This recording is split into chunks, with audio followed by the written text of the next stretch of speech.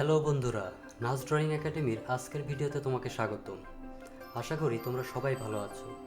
আজকে আমি হাজির হয়েছি আরও একটি নতুন ড্রয়িং ভিডিও নিয়ে। এই ভিডিওতে আমি দেখাবো কিভাবে তুমি জল রং দিয়ে গোলাপ ফুল আঁকবে। তো বন্ধুরা, চলো তাহলে শুরু করি।